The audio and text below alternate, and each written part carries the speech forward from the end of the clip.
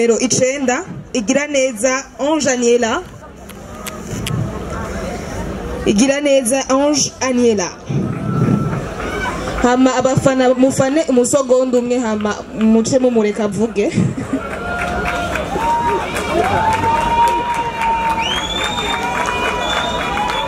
Nitwa Igiraneza Ange Aniela. Nanje ndi numero 9 muri Miss Ngoma. Umugambi wanje ni kugwanya imbanyi zitifujwe mu mashure muri buno Burundi bwacu no muri ntara yacu ya Gitega. Ibintu bijanye n'irondoka rijanye n'amagara meza mengo biracari ibintu bitetse ni kuvuga mu kirimi c'ikinofunofu novuga un sujet tabou. Bica bituma ko abigeme benshi usanga bahuye n'isanganya ryo gutwara imbanyi batifuje bivuye kuko bataronse ubumenyi bukwiye ku byerekeye irondoka rijanye n'amagara meza. Nico gituma muri uyu mugambi wanje nifuza guhimiriza abigeme bakiri mu mashure yisumbuye ndabicishije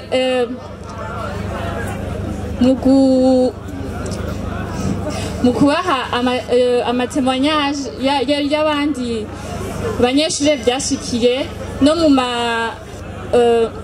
mu dukino twerekana ingaruka mbi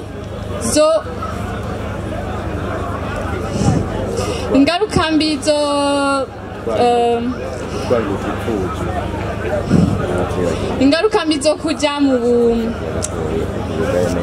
busambanyi bakiri bato. Hama nkazokorera muri commune zine zashoboye kugira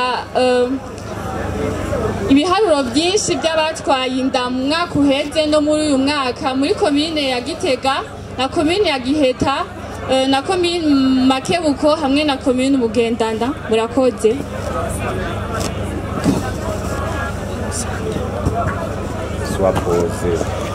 Ego umugambi wanyu ego ni mwiza cyane turiko turaraba ibihe tugezemwo kandi nk'abakirisu ndabona hari ikomine ifata inimero ya mbere mu kwibungenga imbanyi zitari zipfujwe.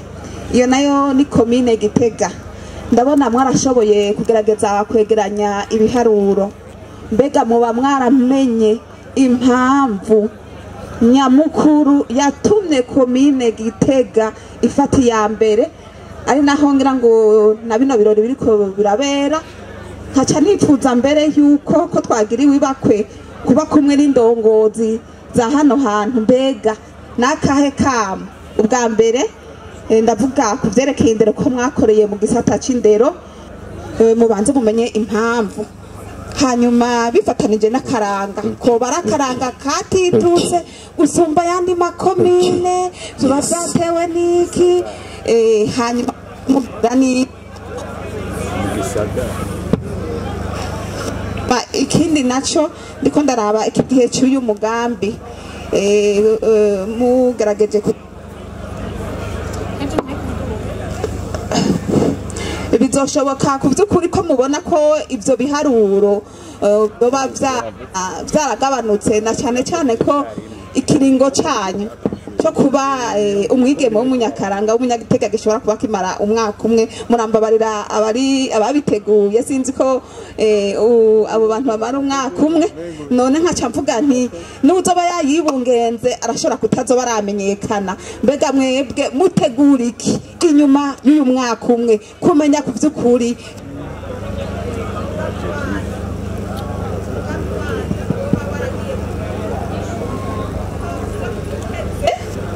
ko hobone ihinduka biwanyu haba ose? Mbega ko tubona mushobora kuzoba mufise ikiringo cy'umwaka umwe hanyuma ugasanga n'abayungenzi izo mbanyi ntibazoba baramenyekana. Mbega mutegura iki inyuma y'ico kiringo cy'umwaka? Muzobandanya mukurikirana nk'umwenegihugu akunda igihugu canke muzoca mugarukiriza aho nyene. Murakoze, nibaza ko ibibazo vyanje naho ari vyinshi vyumvikana. Murakoze. Gerageje hari ibibazo mwavuze ntumvise kandi ni byinshi aribyo ntashobora kwibuka mbwa ngerageje. Icyambere ni komine Gitega ifata nomero ya mbere mu kwibungenga inda zitari zipfujwe. Hoba byatumwe n'iki? Mbega none mwotera akama kahe inzego zose zibijejwe kugira ngo ibyo bintu bigabanuke? Muri no ntara ya Gitega ego nifati ya mbere icyabitumye nibaza ko harimwo uko kutabenya kubera ko abavyeyi ubu ntibabwira abana babo bakiri bato ivyerekeye leur santé sexuelle. Ego rero ico kiza mu bya mbere mugabo byaratewe kandi n'ubukene bwibonekeza muri no ntara yacu no mu Burundi bwose. Abigeme bubu rero badashoboye kubera bataba barateguwe neza n'abavyeyi babereke, barabahenda kubera usanga byatwawe n'abakiri bato batarakura cyane ngo bamenye gufata ingingo. Hama icyo notera akamo abajejwe indero kwigisha cyane ivyerekeye ivyo bintu byo gutwara imba idondoka rijanye n'amagara meza mu mashure, haba ku bana bakiri bato kugira bakure babizi ntibazitware ku kutamenya. Hama ikindi mwabajije ingene nzomenya ko ikiringo c'umwaka kizohera nazo twaye ntarabimenya.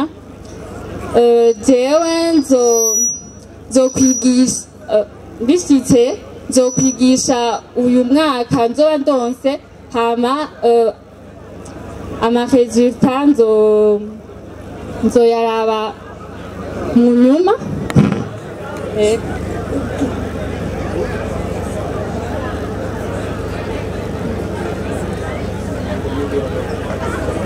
Sunny side.